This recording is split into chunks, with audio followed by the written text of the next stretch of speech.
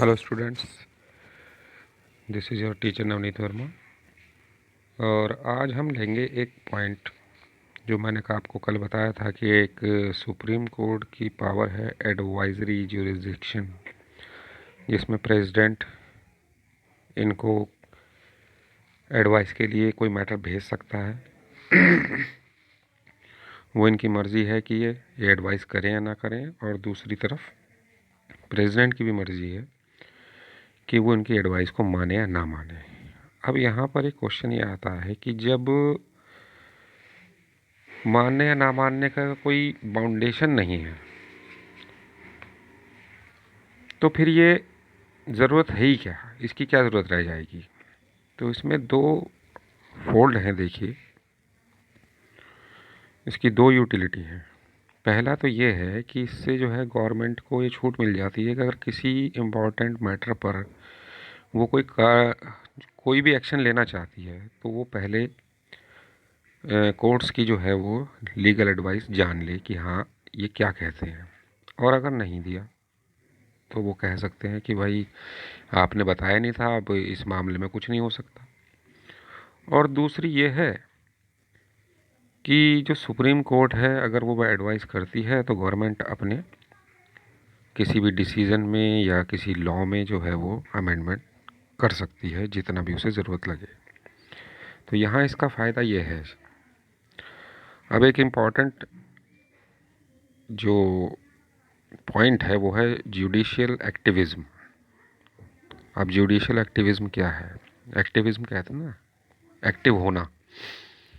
तो एक्टिव होने के लिए गवर्नमेंट कह रहा हूँ, कोर्ट ने देखिए क्या किया था। The chief instrument through which judicial activism has flourished in India is public interest litigation PIL और सोशल एक्शन लिटिगेशन SAL।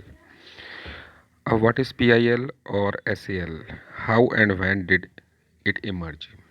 ये हैं क्या और ये कैसे इमर्ज हुए? ये तो हम जानते हैं कि कोई भी इंडिविजुअल, कोई भी आदमी जिसके किसी भी फंडामेंटल राइट का वायलेशन हुआ है तो वो कोर्ट में अप्रोच कर सकता है। लेकिन इसमें एक चेंज हुआ था 1979 में।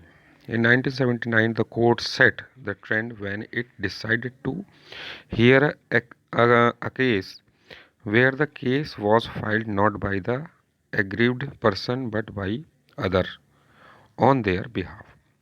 तो इसमें एक जो सुधार हुआ था वो ये हुआ था 1979 में कि कोर्ट ने ये ट्रेंड बना दिया कि अगर कोई आदमी जिसको कोई प्रॉब्लम है, अगर वो किसी वजह से कोर्ट में अप्रोच नहीं कर पाता है तो उसकी तरफ से दूसरे लोग अप्रोच कर सकते हैं। यही PIL है।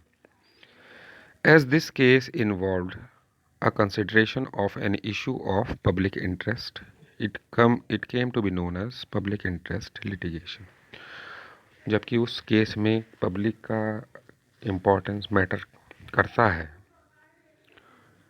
और एक केस से लगता है कि हाँ इससे लोगों पर फ़र्क पड़ेगा, उनको बिना कुछ कहे ही कुछ ऐसा हो जाए कि उनको भी न्याय मिल सके, तो इसलिए इसे जनहित याचिका, मतलब जो लोगों के फेवर में हो, वो नाम दिया गया था पब्लिक इंटरेस्ट लिटिगेशन।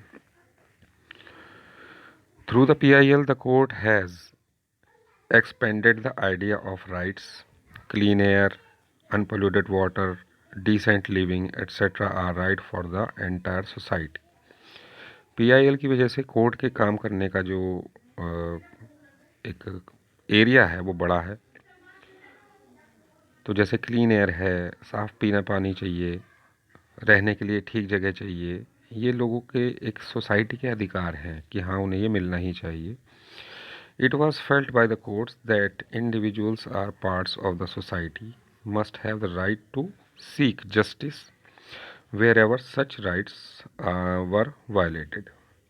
ऐसा कोर्ट का भी मानना है कि लोगों को इस तरह के जो अधिकार हैं वो मिलने चाहिए, उसमें कोई उनको परेशान ना कर सके।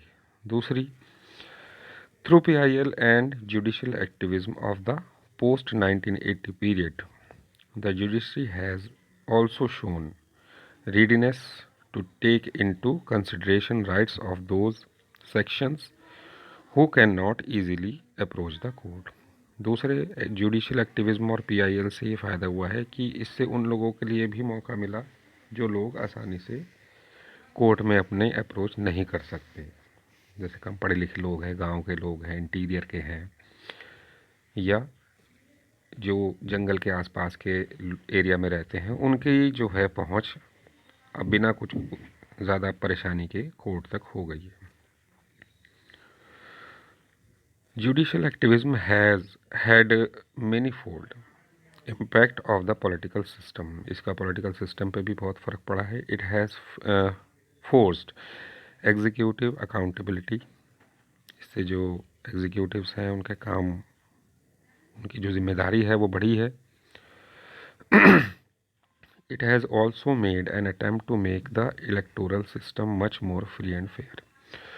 और इससे जो है इलेक्टोरल सिस्टम हमारा और भी ज़्यादा फ्री और फेयर, साफ़ सुथरा हुआ है, क्योंकि अब जो गवर्नमेंट ने वो ये कह दिया है कि जितने भी कैंडिडेट इलेक्शन लड़ेंगे वो अपने बारे में, अपनी एसेट्स, उनकी संपत्ति कितनी है, कितना पैसा है, उन सब के बारे में एफिडेविट देंगे कोर्ट को, उनकी एजुकेशनल क्वालिफ़िकेशन क्या है, ताकि लोग उसी बेस पर अपने रिप्रेजेंटेटिव्स का चुनाव कर सकें। तो यहाँ इस पीआईएल का एक फ़ायदा मिलता है। पीआईएल क्या है? ये एक्चुअली जुडिशियल एक्टिविज्म है, जो जुडिशियल को एक्टिव करता है। तो इसका एक फ़ायदा ये भी हुआ है,